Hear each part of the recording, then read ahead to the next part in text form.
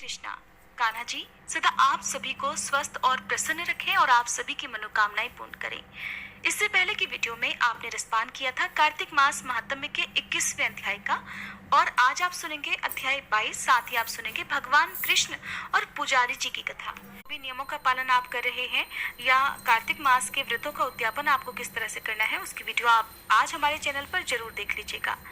तो देवर्षि नारद महाराज पृथु को बड़े मनोयोग से सारी कथाएं सुना रहे थे और महाराज पृथु भी बड़े शांत मन से एकाग्रचित्त होकर सारी कथाएं सुन रही थी। नवमी की कथा सुनने के बाद महाराज पृथु ने देवर्षि नारद से कहा, हे देवर्षि, भीष्म पंचक व्रत जो कि भगवान विष्णु को अत्यंत प्रिय है, किस कारण प्रसिद्ध हुआ?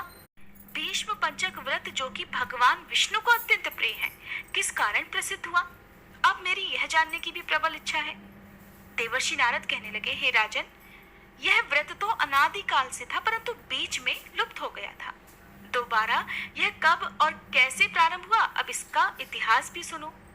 इस युग में भगवान कृष्ण ने भीष्म पितामह को यह व्रत बतलाया था और उन्होंने ही सर्वप्रथम इसे किया था। इसी कारण यह व्रत भीष्म पंचक के नाम से प्रसिद्ध हुआ। हे राजा पृथु, महाभारत युद्ध से पहले पांडवों की ओर से जब भगवान श्री कृष्ण कौरवों को समझाने के लिए गए, तब सबसे पहले वे विदुर जी के पास पहुंचे। विदुर जी ने उनका अत्यंत आदर सत्कार किया। फिर श्री कृष्ण जी भीष्म जी के पास गए। वहां जाकर कुशल क्षेम के बाद श्री कृष्ण ने अपने आने का संपूर्ण वृतांत भीष्म पितामह को कह सुनाया। सुनकर भीष्म जी कहने लगे कि हे भगवान, तीनों लोकों के स्वामी होते हुए भी आप केवल पांडवों की ओर से ही दूत बनकर क्यों आए हैं, और पांडवों के प्रति आपका इतना प्रेम होने का क्या कारण है? तीनों लोक तो आपके वश में हैं। तब पांडवों ने ऐसा कौन सा व्रत, तप, दान, पुण्य या यज्ञ किया है, या फिर उनके पास ऐसा क्या वशीकरण है जिसके कारण आप उनके वश में हो गए हैं? भगवान श्री कृष्ण ने मुस्कुराकर उत्तर दिया, हे गंगा पुत्र, यद्यपि ये रहस्य अत्यंत गुप्त है, फिर भी मैं इसे तुमसे कहता हूँ। पूर्व जन्म में उन पांचों भाइयों ने एक ऐसा व्रत किया था जो मुझे अत्यंत प्रिय है, इसी कारण मैं इस जन्म में उनके वशीभूत हूँ। अब तुम भी उस व्रत का वृतांत सुनो। अत्यंत प्राचीन काल में उज्जैन नामक नगरी में कवि, शुचि, दृढ़, दंत और हंस नामक 5 ब्राह्मण रहा करते थे।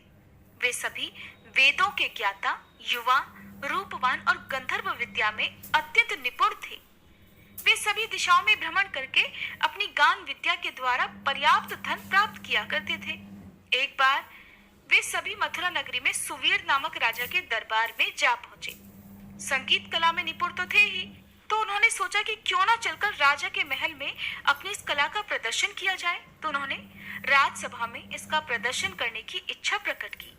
वे 4 दिन तक उपवास और परम पवित्र यमुना जी में स्नान करते रहे। फिर उन्होंने किसी से राजा का संपूर्ण वृतांत पूछा। उन्होंने बताया कि राजा की कादम्बरी नामक अत्यंत सुंदर भोग पत्नी है। वह संगीत विद्या में निपुण, मधुर बोलने वाली, नृत्य में अत्यंत प्रवीण, रूप, लावण्य और यौवन में अद्वितीय है। वह प्रतिदिन राजा के सम्मुख एकांत में नृत्य और गायन किया करती है। यह सुनकर वे पांचों एक ऐसे स्थान पर जाकर खड़े हो गए जहां कादम्बरी के नृत्य और ताल के स्वर सुनाई पड़ते थे। इसके बाद राजा के पास आने जाने वालों से वे कहने लगे कि बड़े दुख की बात है कि आपके राजा के पास नृत्य कला को जानने वाला कोई नहीं है।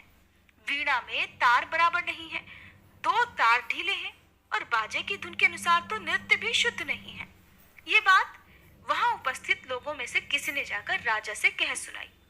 राजा ने जहां पर कादम्बरी का नृत्य हो रहा था, वहीं पर उन पांचों को बुलवा लिया। वहां पहुंचकर उन्होंने राजा को पहले तो आशीर्वाद दिया, फिर राजा के निकट ही आसन पर वे बैठ गए। कादम्बरी ने फिर उनको संगीत विद्या में अत्यंत निपुण समझकर उनके सामने अपना विशिष्ट नृत्य प्रस्तुत किया। जब उसने चक्र में ताल दिया तो उन ब्राह्मणों ने उसे रोक दिया। उसने चक्र छोड़कर यथा योग्य ताल दिया, मगर चक्र खंडित नहीं किया। कादम्बरी के इस गुण और उसकी रूप माधुरी को देखकर पांचों उस पर मोहित हो गए। कादम्बरी भी उन पांचों को देखकर उन पर मोहित हो गई। उसने रात्रि के समय गुप्त रूप से अपनी एक सहेली के साथ उन पांचों को यह संदेश भिजवाया कि तुम में से एक प्रतिदिन नगरी के उत्तर की ओर यमुना नदी के तट के समीप लताओं से घिरे हुए निर्जन अनंत नामक तीर्थ में मेरे पास आकर अपनी अपनी विद्या और गुण का प्रदर्शन करो। उस समय मैं भी वीणा और राग का कौशल दिखलाऊंगी। आगे की घटनाएं सुनाते हुए भगवान कहने लगे कि एक ब्रह्मचारी जो कि मेरा भक्त था, दुष्ट संगति से बचने के लिए वह गांव से बहुत दूर रहा करता था। उन दिनों वह भीष्म पंचक व्रत करके मंदिर में मेरा पूजन किया करता था। कार्तिक शुक्ल एकादशी के दिन उन संगीता के ब्राह्मणों में से कवि नाम का एक बड़ा भाई भी उस मंदिर में आया। कादम्बरी भी वहां पर पहुंच गई।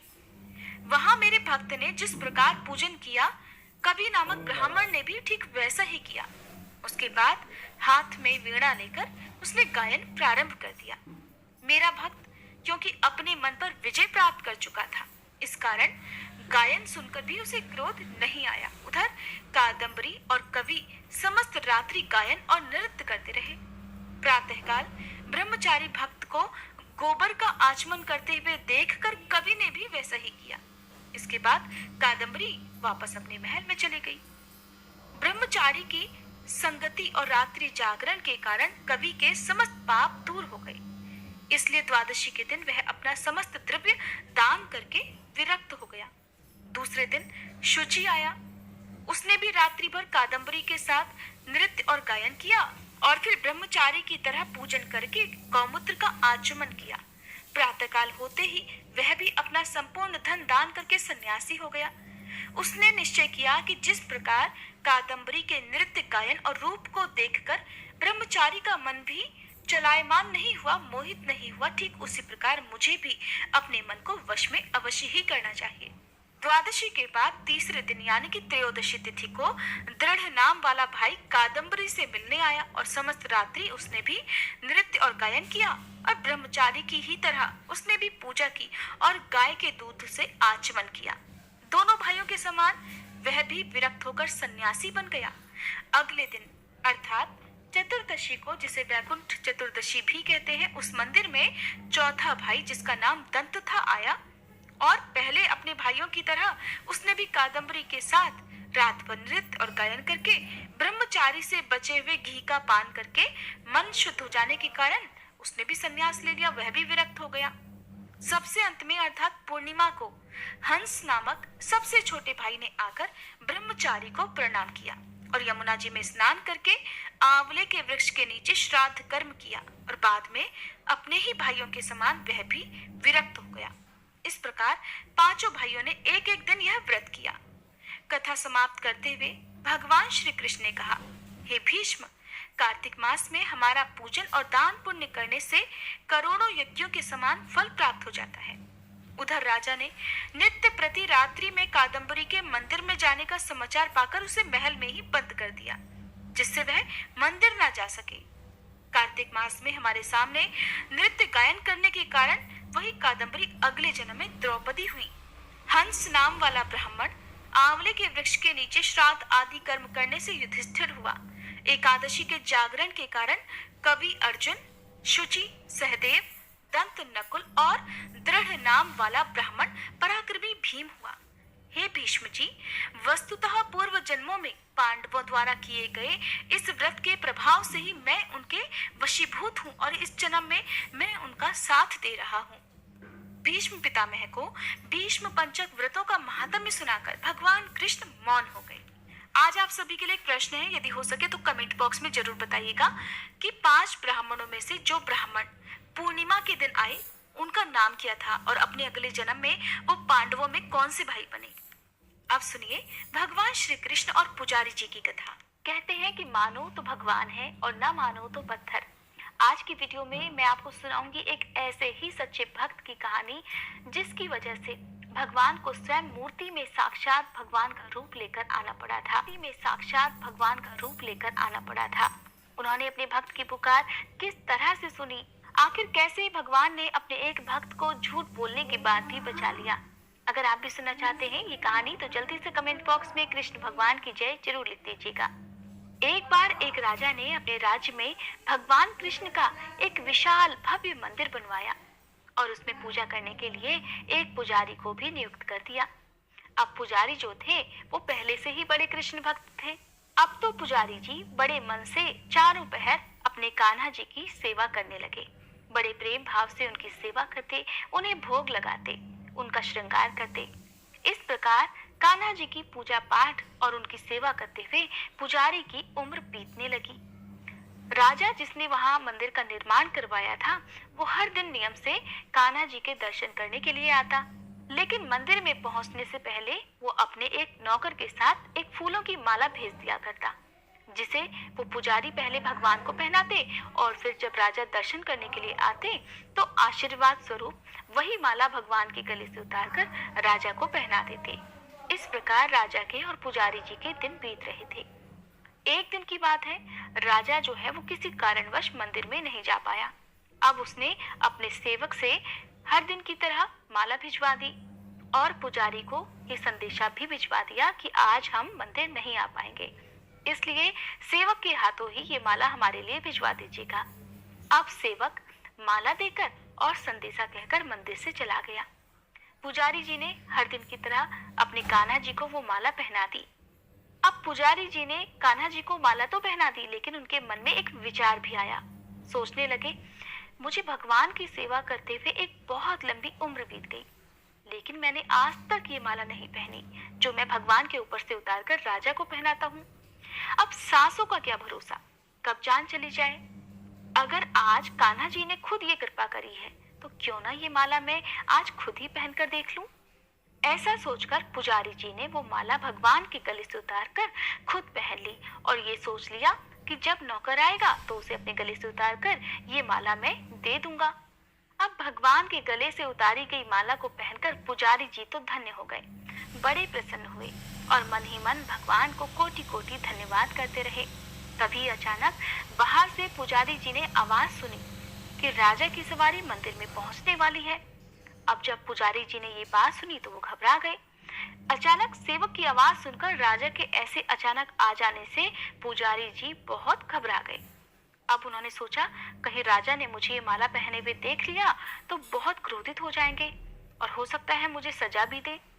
ऐसा सोचकर पुजारी जी ने वो माला अपने गले से निकालकर फिर से कन्हैया जी को पहना दी। सिर्फ राजा के क्रोध से बचने के कारण पुजारी जी ने वो माला तो भगवान को पहना दी, लगे पश्चाताप भी करने। सोचने लगे कि ये तो मुझसे बहुत भारी पाप हो गया। भगवान के गले की माला मैंने खुद पहनी और अपने गले की माला निकालकर फिर से भगवान को पहना दी, ये तो मुझसे बहुत पाप हो गया। लेकिन दूसरी तरफ पुजारी जी को राजा के क्रोध का भी डर था।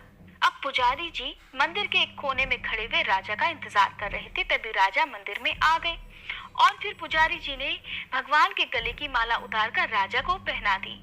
अब जैसे ही राजा ने अपने गले में वो माला पहनी, उसे माला में एक सफेद बाल दिखाई दिया, जिसे देखकर राजा को सारी बात समझ में आ गई। राजा समझ गया कि ये माला जरूर पुजारी ने पहले खुद पहनी है और अब जब मैं आ गया तो मुझे भी यही माला पहना दी। इस पुजारी ने मेरे साथ छल किया है। ऐसा सोचकर राजा को गुस्सा आ गया। अब राजा ने पुजारी से पूछा कि एक बात बताइए, इस माला में सफेद बाल किसका है? क्योंकि पुजारी जी भी बूढ़े हो गए थे और उनके सर के बाल भी सफेद थे। अब पुजारी ने जब ये सब देखा तो सोचा कि अगर मैंने अपना नाम ले लिया तो राजा तो मुझे सजा जरूर देगा। इसलिए पुजारी ने जल्दी में कह दिया कि ये तो भगवान का बाल है। इस बात पर राजा को बहुत गुस्सा आया कि पुजारी झूठ पर झूठ बोल रहा है। अब भला मूर्तियों के बाल कब से सफेद होने लगे? इस पर राजा ने पुजारी से कहा कि ठीक है, अगर तुम्हारी बात सच है तो कल मैं श्रृंगार करते समय आऊंगा और तब मैं देखूंगा कि भगवान के बाल काले हैं या सफेद, क्योंकि जब भगवान का श्रृंगार किया जाता है तो उनका मुकुट भी उतारा जाता है और मुकुट उतारते समय बाल दिख जाते हैं।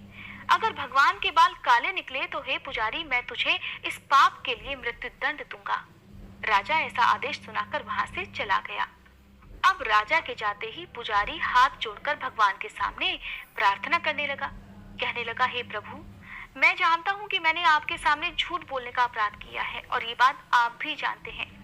अपने गले में डाली हुई माला मैंने फिर से आपको पहना दी और क्योंकि मैं आपकी सेवा करते करते बूढ़ा हो गया था, एक बहुत बड़ी सी अभिलाषा मेरे मन में थी कि काश कभी ऐसा हो सकता कि मैं आपको चढ़ाई हुई माला खुद पहन सकता और आज जब राजा नहीं आया तो मैं ये भारी गलती कर बैठा। बस आपको चढ़ी हुई पहनी हुई माला का अभिलाषी मैं था और इसी कारण मुझसे ये अपराध हो गया। हे प्रभु, हो सके तो मुझे क्षमा कर दीजिएगा। हे प्रभु, मैंने पहली बार ऐसा लालच किया और मेरे ऊपर इतना बड़ा संकट आ पड़ा। अब तो राजा मुझे मृत्युदंड अवश्य देगा। हे भगवान, आप ही मुझे बचा सकते हैं, नहीं तो कल राजा मुझे फांसी पर चढ़ा देगा। इस प्रकार पुजारी सारी रात रोते रोते कान्हा जी की मूर्ति के सामने ही सो गया। उधर अपने आदेश के अनुसार अगले दिन जब राजा आया तो भगवान का श्रृंगार स्वयं करने के लिए कहने लगा। पुजारी जी ने जब ये बात सुनी तो वो डर के मारे एक कोने में खड़े हो गए। अब उनके मन में बहुत घबराहट थी कि कहीं मूर्ति के बाल काले निकले तो सारा सच सामने आ जाएगा। अब राजा ने जैसे ही ठाकुर जी का श्रृंगार करने के लिए उनका मुकुट हटाया तो वो ये देखकर हैरान रह गया, क्योंकि कन्हैया जी के यानी कि ठाकुर जी के सभी बाल सफेद थे। अब राजा को लगा कि पुजारी ने जरूर अपनी जान बचाने के लिए इन बालों को सफेद रंग से रंग दिया होगा। देखिए, राजा को अब भी यकीन नहीं आ रहा था। अब राजा ने बालों की जांच करने के लिए कान्हा जी की मूर्ति से एक बाल पकड़कर जोर से खींचा तो वहां से खून की धार बहने लगी। अब राजा ने ये देखा तो वो बहुत घबरा गया और कन्हैया जी के पैर पकड़कर उनसे क्षमा याचना करने लगा। अब राजा भी समझ चुका था कि इस मूर्ति में साक्षात ठाकुर जी बसते हैं।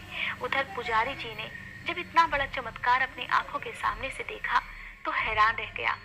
अभी वे दोनों हैरान ही थे कि तभी मूर्ति से एक आवाज आई जो कि स्वयं कन्हैया जी की आवाज थी। कहने लगे, हे राजन, तुमने आज तक मुझे मूर्ति ही समझा, इसलिए मैं आज भी तुम्हारे लिए एकमात्र मूर्ति ही हूँ। लेकिन इस पुजारी ने मुझे साक्षात भगवान समझा है और उसकी श्रद्धा की लाज रखने के लिए ही और तुझे समझाने के लिए मुझे अपने बाल तक सफेद करने पड़ गए। तब राजा को अपनी गलती का एहसास हुआ। उधर पुजारी जी बड़े प्रसन्न थे कि आज भगवान ने उसकी लाज रख ली थी। कहते हैं कि भगवान कृष्ण आज भी अपने भक्तों को दर्शन देते हैं, लेकिन जिनकी श्रद्धा और भक्ति सच्ची है केवल उन्हें ही। भगवान की मूर्ति को केवल मूर्ति मानकर ही पूजा ना करें। आपकी अटूट श्रद्धा और विश्वास अगर पूजा करते समय है तो फिर आपको किसी भी दिखावे की जरूरत नहीं। कहते हैं कि भगवान का आशीर्वाद सच्ची भक्ति से और सच्चे विश्वास से बड़ी आसानी से पाया जा सकता है।